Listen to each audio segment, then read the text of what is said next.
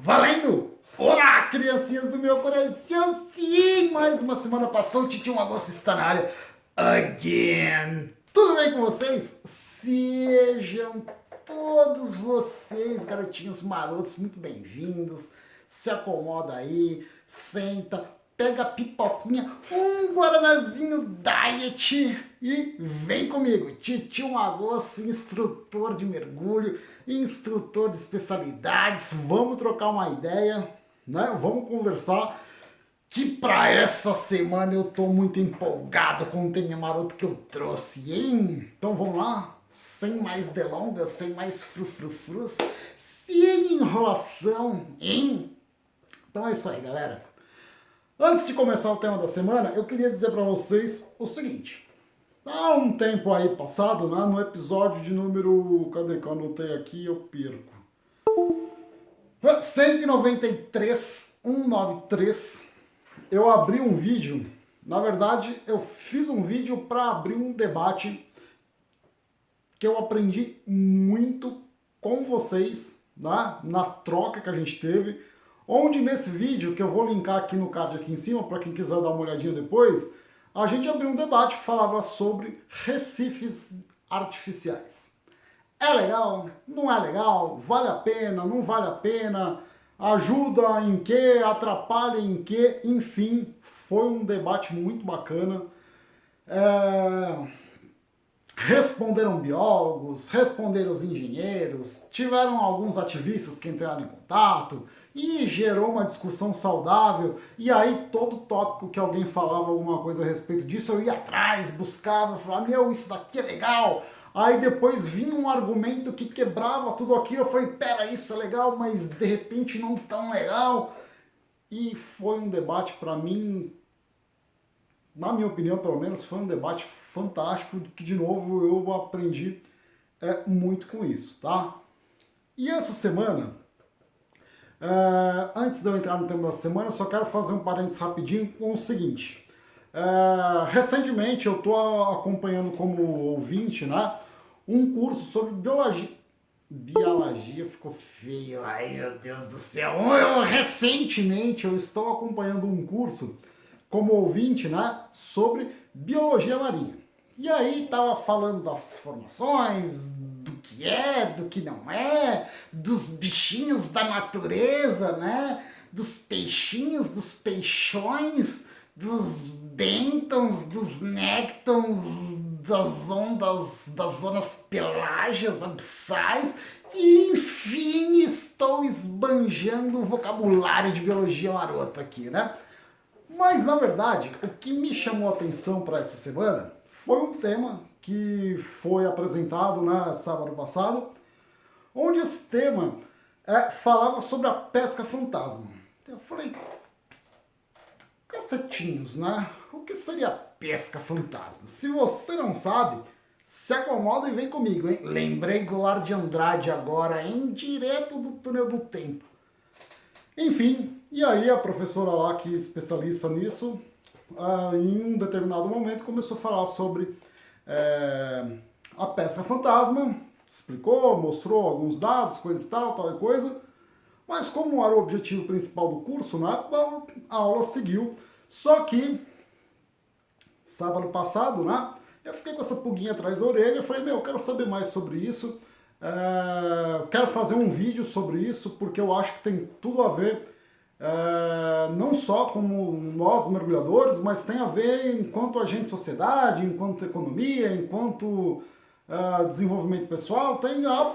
Eu descobri que isso dá pra gente abrir uma infinidade de coisas, tá? Prometo que eu não vou me alongar nesse vídeo falando sobre isso, tá? Porque na pesquisa que eu fiz, que eu fiquei meio alucinado com isso, eu descobri que dá pra gente falar horrores só sobre a pesca fantasma. Então, eu quero dar um spoiler para vocês que eu estou indo atrás de um especialista no assunto, né? Alguém de fato que estuda isso, que conhece isso, para trazer aqui para o canal, para quem sabe, né, se tudo der certo, da gente fazer uma live no Insta. Quem não me segue, por favor, né, não deixe de fazer isso.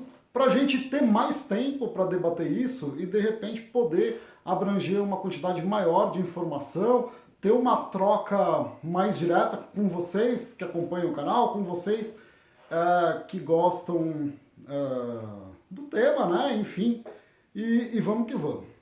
Os dados que eu levantei aqui, para vocês terem uma ideia, estima-se que no relatório, um dos relatórios que eu li falando sobre a pesca fantasma, né? O estudo ele abrangia de 97 até 2017, salvo algum engano meu, tá? Mas até onde eu pude entender, ele estava abrangendo esse período, tá? Estima-se, olha isso, galera, que eu confesso que eu fiquei um pouco surpreso, tá? Estima-se que 640 mil toneladas de insumo pesqueiro estão perdidos pelos nossos oceanos. Sim, galera! 640 mil toneladas panguando aí pelo oceano.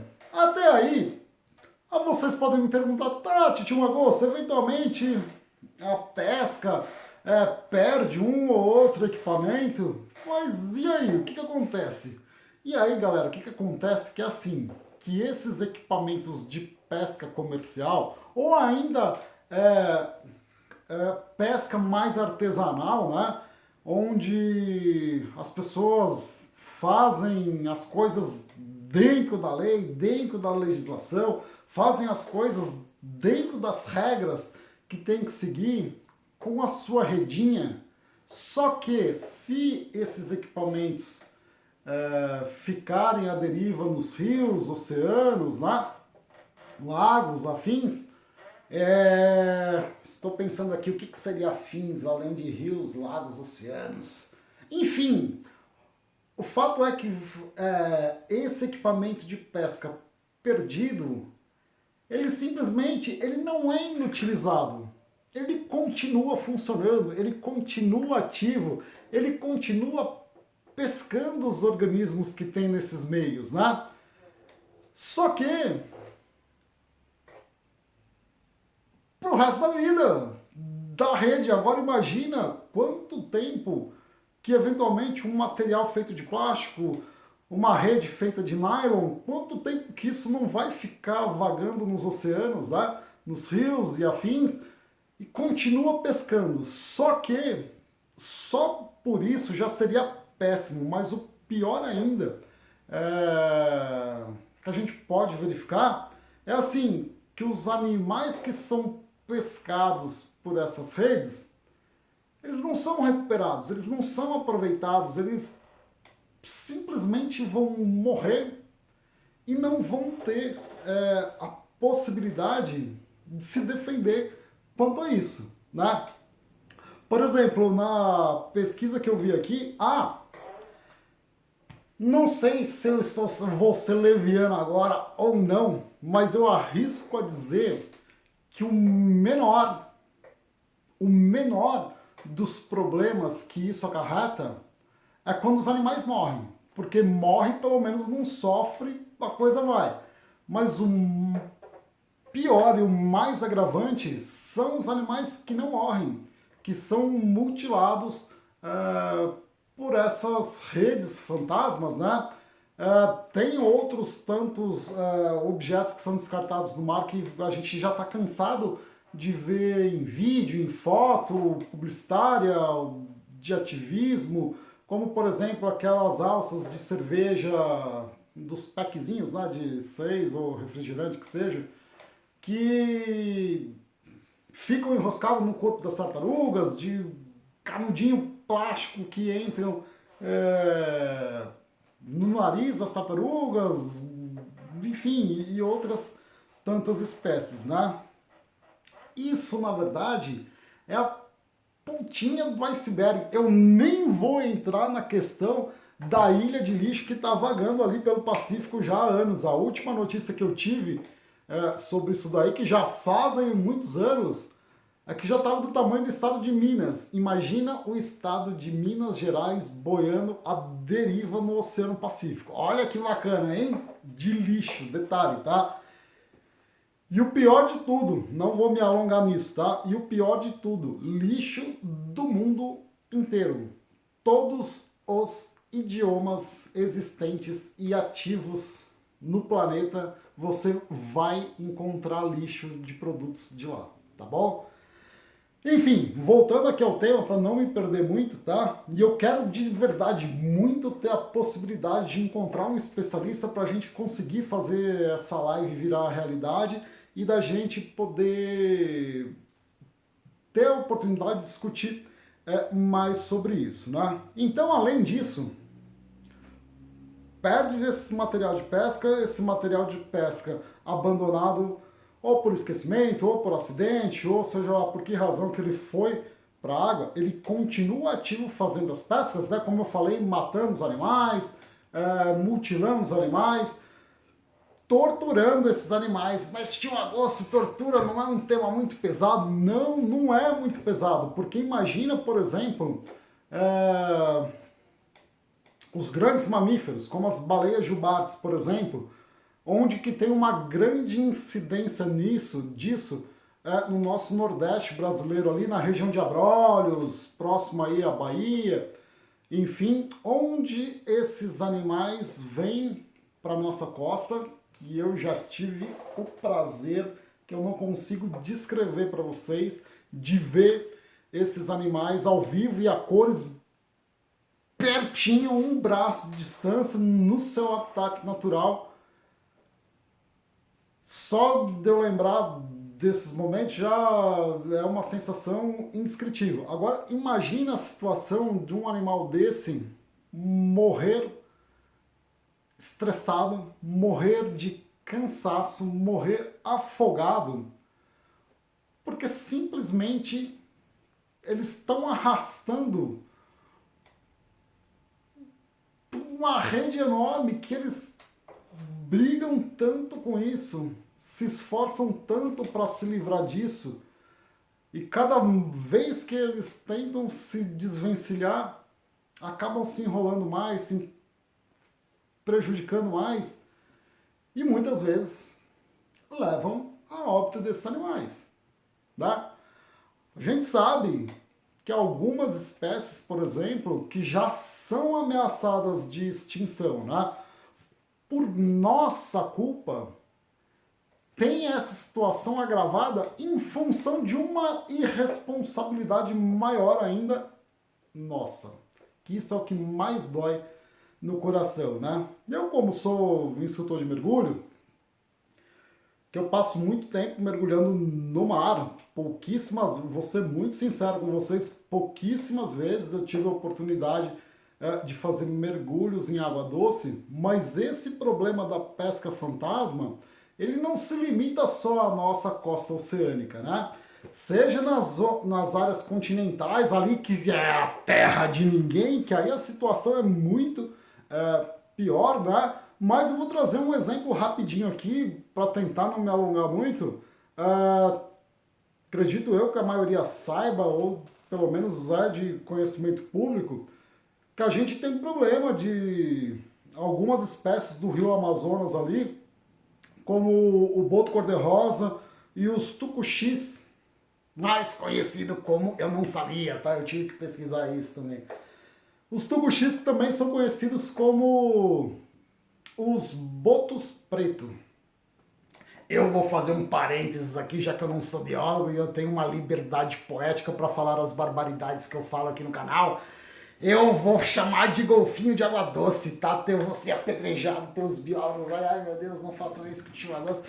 Mas enfim, o fato é que o risco iminente de uma extinção dessa espécie, já com uma pesca consciente, ou seja, já por uma pesca predatória, falta política de incentivo à proteção ambiental. Além de faltar política de proteção ambiental, já falta interesse nesse tema.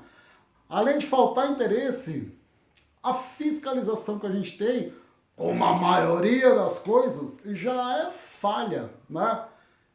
Em território, em terra. Quando a gente fala isso em ambiente aquático, ele é mais deficitário ainda, o que torna mais difícil a gente fazer as poucas leis que a gente tem entrar em vigor, né? Ó, já me tive outra ideia, e quem sabe eu também não trago um advogado ambientalista para a gente trocar uma ideia sobre isso, né?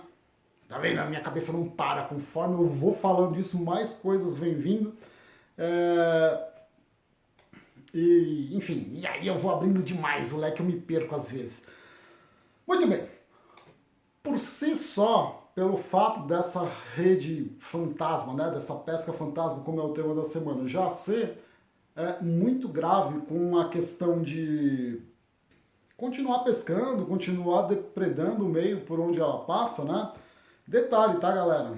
Essa rede fantasma que eventualmente foi perdida aqui no Brasil, ela pode parar lá no Japão fácil, tá bom? Fácil.